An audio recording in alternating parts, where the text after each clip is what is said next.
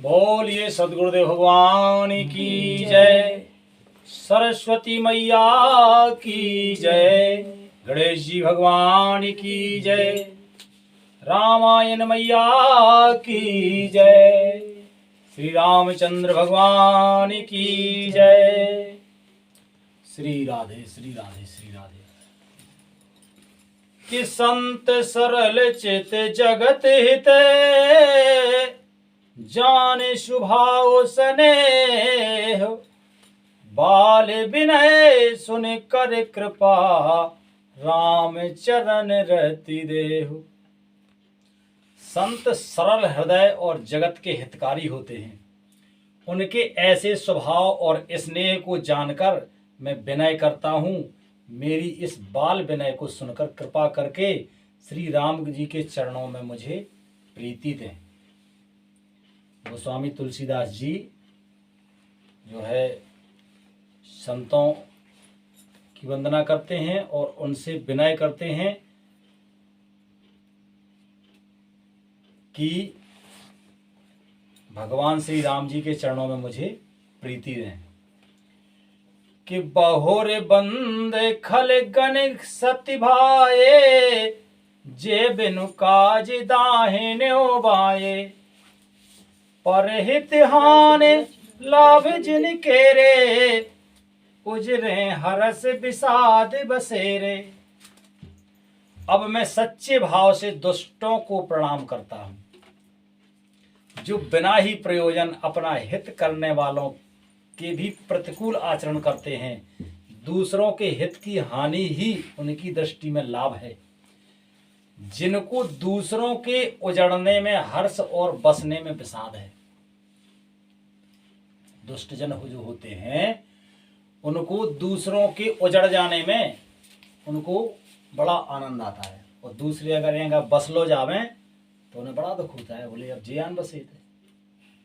दुष्ट हृदय ऐसा होता है कि हरि हर जस राकेश राहु से, पर अकाज भट सहस बाहु से, जे पर दोष लखहि सह साखी, पर हित घृत जिनके मन माखी।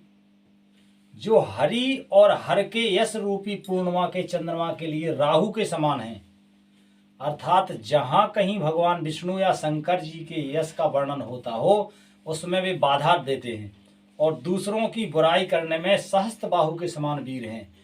जो दूसरों के दोषों को हजार आंखों से देखते हैं और दूसरों के हित रूपी घी के लिए जिनका मन मक्खी के समान है, अर्थात जिस प्रकार मक्खी घी में गिरकर दूसरों के घी में गिरकर उसे खराब कर देती है और स्वयं भी मर जाती है, उसी प्रकार दुष्ट लोग दूसरों के बने बनाए काम को अपनी हानि करके भी बिगाड़ देते हैं। कि तेज कृषानु रोष मही शेषा, आगे अवगुण धन धनी धनेशा। के उदय के सम हित सभी के, कुंभकर्ण सम सोबत नीके। जो तेज दूसरों को जलाने वाला ताप, जो तेज में अग्नि और क्रोध में यमराज के समान है, पाप और अवगुण रूपी धन में कुबेर के समान है। पाप और अवगुण उनमें इतने भरे जैसे कुबेर को भंडार हुए दुष्टों में, जिनकी बढ़ती सभी के हित का नाश करने के लिए केतु के समान है। केतु जानती हो? केतु क्या ग्रह है? केतु एक पुच्छल तारा है, जिनके कुंभकर्ण की तरह सोते रहने में भी भलाई है। ये दुष्ट लोग तो सो जाए तो ही भलाई है, तो ही सही है। कि पर अकाज लगे तन पर हरही, जिम हित उपल कृषि दल गरही। बंदऊ खल जस से सरोसा, सहस बदन बर नहीं पर दोषा। जैसे ओले खेती का नाश करके आप भी गल जाते हैं, वैसे ही दूसरों का काम बिगाड़ने के लिए अपना शरीर तक छोड़ देते हैं। मैं दुष्टों को शेष जी के समान समझकर प्रणाम करता हूं, जो पराये दोषों का हजार मुखों से बड़े रोष के साथ वर्णन करते हैं। के पोने प्रणबो पृथुराज समाना, पर अग सुनई सहस दस काना, के बहुरी सक्र सम बिनबो ते ही, संतत सुरानी के हित जेहि। पुनः उनको राजा पृथु, जिन्होंने भगवान का यश सुनने के लिए 10,000 कान मांगे थे। किसने? भगवान राजा पृथु ने 10,000 कान मांगे थे। काय के लाने? भगवान को जस ई कानन से सुने। तो पुनः उन राजा पृथु के समान जानकर प्रणाम करता हूं, जो 10,000 कानों से दूसरों के पापों को सुनते हैं। तो उनने तो, राजा पृथु ने तो मांगे थे 10,000 कान के, हम भगवान के यशों का वर्णन सुनेंगे। पर ये दुष्टों के पास जो है 10,000 कान तो दूसरों की बुराई सुनने के लाने हैं। जो कान लगत ना कि दीवालन के भी कान, ऐसे ही लोग दीवाल में कान लगा के चला। जिनको सुरा नीकी, सुरा जानती हो?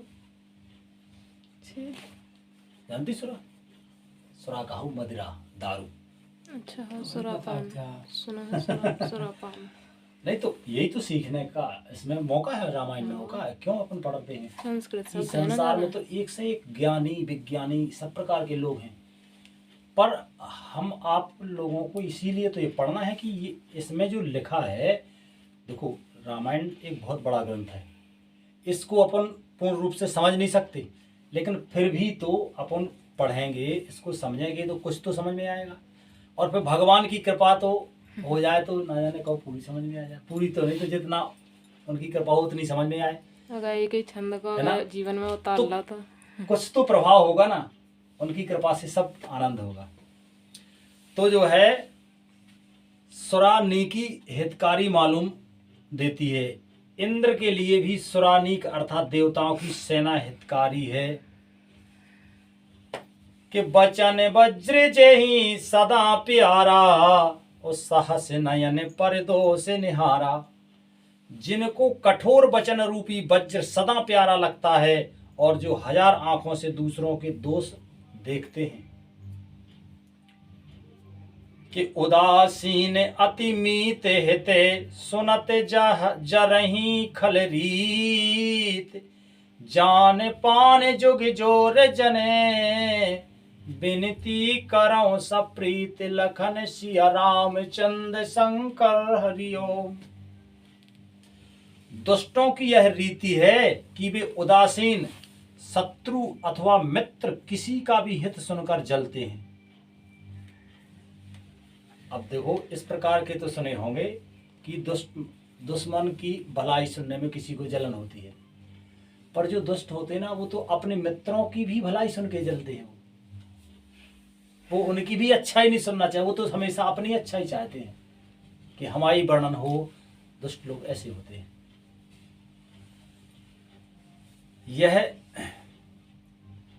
यह जानकर दोनों हाथ जोड़कर यह जन प्रेम पूर्वक उनसे विनय करता है कि मैं अपनी दस कीन हो रहा, तिन निज और न लाहु विभोरा। के बायस पलियहे अति अनुरागा, होए निराम से कबहू की कागा। मैंने अपनी ओर से विनती की है, परंतु वे अपनी ओर से कभी नहीं चूकेंगे।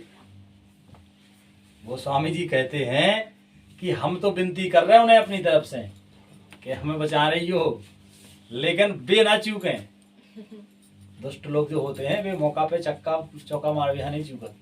उन्हें तनक से भी मौका मिल जाए ना तो वो नहीं छोड़ते, इसलिए उनसे तो बच के ही रहो।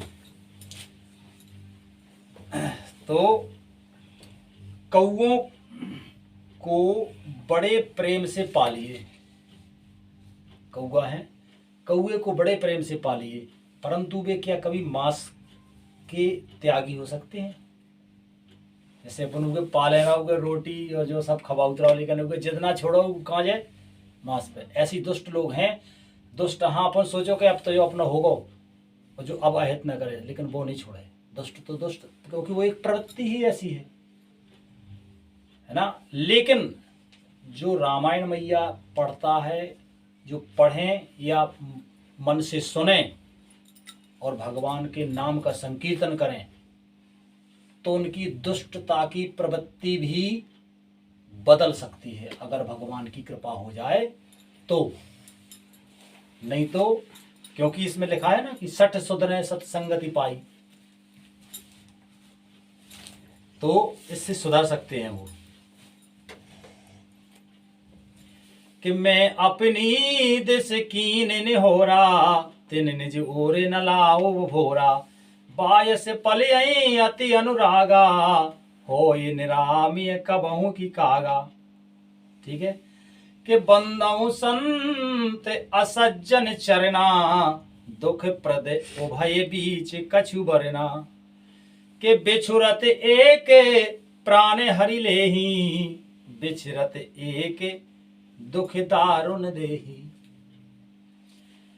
बंदऊ, अब मैं संत और असंत दोनों के चरणों की वंदना करता हूं, दोनों ही दुख देने वाले हैं। कौन? वो स्वामी जी कहते हैं संत भी दुख देते हैं, लेकिन यहां पे विरोधाभास अलंकार है। तो अब मैं संत और असंत दोनों के चरणों की वंदना करता हूं, दोनों ही दुख देने वाले हैं, परंतु उनमें कुछ अंतर कहा गया है। कैसा अंतर? वह अंतर यह है कि एक तो वे बिछुड़ते समय प्राण हर लेते हैं। कौन? संत। हाँ, संत जब अपन से बिछुड़ते हैं तो बड़ा दुख होता है, लेकिन असंत जो है वो अपन से जब मिलते हैं तो लगता है कि अब तो कुछ जाने कौन सी गाज परिवारी है ना। तो इनमें इतना ही अंतर है। उपजहि एक संग जग माही, जलज जोंक जिमि गुण बिलगाही, कि सुधा सुरा सम साधु असाधु, जनक एक जग जलहि अगाधु। दोनों जगत में एक साथ पैदा होते हैं, पर एक साथ पैदा होने वाले कमल और जोंक की तरह उनके गुण अलग अलग होते। जोंक जानती हो? जोंक मतलब गोंच। गोंच है, जानते? नदी पानी में हो जो, तो वही हम बोला जोंक, इसी को जोंक बोलते हैं। तो अब बोलो, ये पढ़ाई भी हो रही ना साथ में। देखो, जिस शब्द जो है, इन शब्दों का अर्थ जान लेने से आपकी किताब में, आपके अध्ययनरत जो किताबें हैं उनके पाठ में सरलता आ जाएगी। क्योंकि कोई भी शब्द आता है कहीं भी और उस शब्द का हमें पता होता है कि इसका अर्थ ये है, तो वो वाक्य हमें समझ में आने लगता है। एक शब्द की वजह से पूरा वाक्य समझ में आने लगता है। और जब वाक्य समझ में आ जाए तो कोई भी पाठ बिना याद किए याद हो जाता है, क्योंकि वो उसका समझना सरल हो जाता है। तो गोस्वामी जी कहते हैं कि दोनों जो है संत और असंत जग में एक साथ पैदा होते हैं। जैसे कि कमल और जोंक, कमल भी पानी में पैदा होता है और जोंक भी पानी में ही रहते हैं, लेकिन इनके गुण अलग अलग होते हैं। कमल दर्शन और स्पर्श से सुख देता है। कमल को देखो तो आनंद देता है, और वो स्पर्श करो तो भी उसमें से खुशबू आती है। लेकिन जोंक शरीर का स्पर्श पाते ही रक्त को चूसना चालू कर देती है।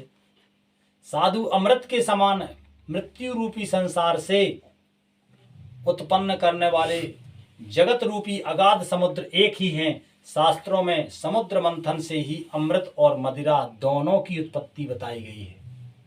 जब समुद्र मंथन हुआ ना, तो अमृत भी वहां से निकला और जहर भी निकला, है ना।